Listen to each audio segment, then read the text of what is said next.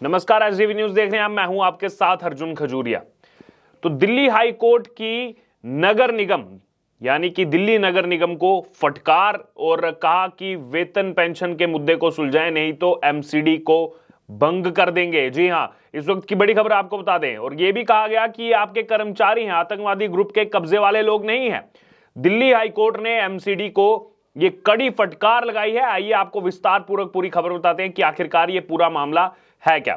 दरअसल एमसीडी कर्मचारियों के बकाए वेतन और पेंशन मामले में दिल्ली हाई कोर्ट ने सख्त चेतावनी दी है और कोर्ट ने कहा है कि 4 हफ्तों में सैलरी का भुगतान अगर नहीं हुआ तो हम केंद्र सरकार को कहेंगे कि वो इसे भंग कर दे।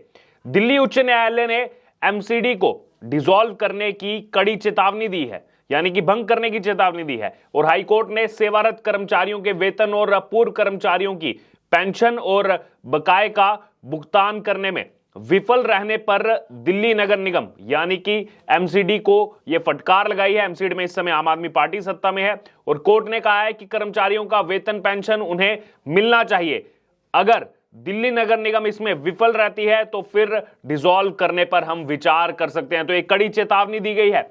आम आदमी पार्टी इस समय सत्ता में है, बड़ी बड़ी बातें करती है आम आदमी पार्टी, ये सच्चाई। बार बार कोर्ट की तरफ से फटकार लगती है आम आदमी पार्टी को। कभी टीचर्स को जो है वो सैलरी नहीं देते, अब ये एमसीडी में जब से सत्ता में आए हैं तब से क्या हाल है सब जान रहे हैं। बातें बड़ी बड़ी और ये सच्चाई है। दरअसल दिल्ली हाई कोर्ट ने शुक्रवार को सख्त चेतावनी देते हुए कहा कि कर्मचारियों का मूल वेतन होता है, अगर एमसीडी इसका भुगतान करने में सफल नहीं हो रही है तो इसे भंग किया जा सकता है। वहीं कोर्ट ने, जैसा हमने आपको पहले बताया, कि 4 हफ्ते का समय दिया है और कर्मियों की सैलरी और पेंशन का भुगतान जो है वो तय समय में करने के लिए कहा गया है। वहीं इसी बीच कोर्ट ने यह भी कहा कि अगर ये सैलरी का भुगतान नहीं होता है, जो समय हम दे रहे हैं, समय सीमा हम दे रहे हैं 4 हफ्तों का, नहीं तो फिर केंद्र को कहना पड़ेगा कि इसे भंग किया जाए।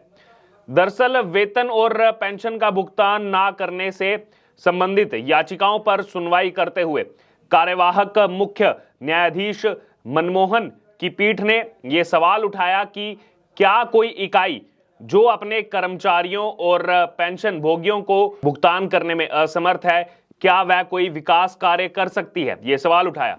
अदालत ने इसके लिए निगम को जवाब दाखिल करने को कहा गया और पीठ ने यह भी कहा कि निगम का व्यवहार जो है वो निराशाजनक है। पीठ ने कहा कि यदि आप वेतन नहीं दे सकते, 7वां वेतन आयोग लागू नहीं कर सकते, तो आपसे विकास कार्य करने की उम्मीद कोई कैसे कर सकता है, कैसे की जा सकती है आपसे विकास कार्य करने की उम्मीद। पीठ ने कहा कि इस स्थिति में कौन सा ठेकेदार आपके साथ काम करेगा। उधर एमसीडी के वकील की तरफ से कहा गया कि निगम के एकीकरण के बाद स्थितियों में सुधार हुआ है, लेकिन यह सवाल क्या था? सवाल था पेंशन का, वेतन का। दरअसल जनवरी महीने तक का वेतन और पेंशन का भुगतान किया गया, ये उनकी तरफ से कहा गया। इस पर पीठ ने कहा कि वह इससे बेहतर प्रणाली का इस्तेमाल कर सकते हैं और एमसीडी अपने कर्मचारियों को समय से वेतन दे और 7वें वेतन आयोग की सिफारिश लागू करे, नहीं तो अन्य विकल्प पर विचार किया जाएगा। दरअसल विकल्प के तौर पर निगम को, जैसे हमने आपको पहले बताया, भंग करने की बात जो लगातार की जा रही है, इससे पहले निगम अपना पक्ष रखे, यह भी कहा गया है। और ये सब देखते हुए कि कर्मचारियों और पेंशन भोगियों द्वारा दायर मामलों का बैच 7 वर्षों से लंबित है, अदालत ने कहा कि एमसीडी गरीब लोगों को निशाना नहीं बना सकती है। आप 10 दिन के भीतर फरवरी महीने का बकाया भुगतान करिए। आपको लगता है जैसे कि ये कोई दान पुण्य है जो आप कर रहे हैं, ये कोई दान पुण्य नहीं है, बल्कि ये वैधानिक बकाया है, ये कहा गया सरकार के लिए। और वहीं आगे उन्होंने कहा कि ये हर महीने आपको करना पड़ेगा, भुगतान करना होगा, ये इस तरह से लंबित नहीं रह सकता है।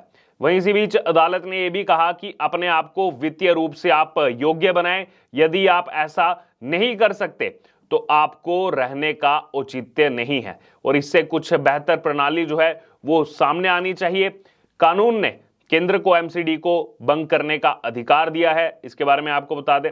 और अब दिल्ली सरकार और एमसीडी जो है वो एक ही पेज पर है, दोनों में आम आदमी पार्टी है, इसलिए निगम के वित्तीय मामलों को व्यवस्थित किया जाना चाहिए। अब तो वो ये भी नहीं कह सकते कि यहां पर दूसरी सरकार है, ये हमें रोक रहा है। वहीं अदालत ने कहा कि आप कहते हैं कि भुगतान हम नहीं करेंगे, केंद्र को भुगतान करना होगा। ये देखिए आम आदमी पार्टी कहते हैं हम नहीं करेंगे, केंद्र सरकार करे भुगतान। फिर आगे कोर्ट कहती है कि कोई आतंकवादी समूह के कब्जे वाले लोग नहीं है। इसके बाद एमसीडी के वकील ने कहा कि अदालत विवादों को सुलझाने के लिए हितधारकों की एक बैठक का जो है वो निर्देश देना चाहिए। इस पर अदालत ने कहा कि आप खुद बैठक तय करिए, और साथ ही अदालत ने 7वें वेतन आयोग के बकाया के भुगतान के मुद्दे को भी हल करने के लिए मोहलत जो है वो दे दी है। इसी बीच आपको यह भी बता दें कि अदालत की तरफ से एमसीडी को चेतावनी देते हुए कहा गया कि या तो फिर आप अपना विवाद सुलझा लीजिए, या फिर हमें केंद्र को बताना होगा कि आपको भंग करने की जरूरत है, और यदि आप अपना घर व्यवस्थित करने के इच्छुक नहीं हैं तो हम घर ही बंद कर देते हैं। अक्षम लोगों को बता देना चाहते हैं कि उनके लिए कोई भी गुंजाइश नहीं है। आप अपनी अक्षमता और भ्रष्टाचार के कारण मुकदमेबाजी पैदा करते हैं, ये कहा गया अदालत की तरफ से।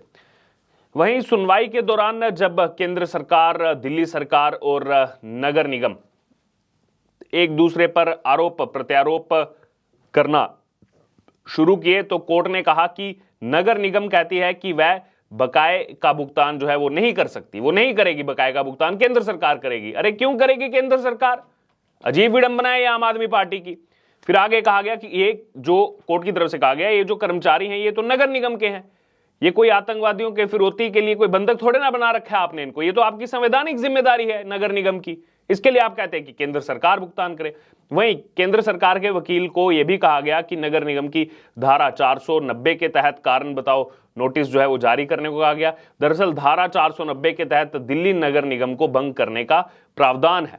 तब दिल्ली सरकार और दिल्ली नगर निगम ने इस मामले को सुलझाने के लिए समय देने की मांग की कोर्ट के अंदर, जिसके बाद फिर कोर्ट की तरफ से मामले की सुनवाई को जो है 28 मार्च तक टाल दिया गया और समय दिया गया 28 मार्च तक का।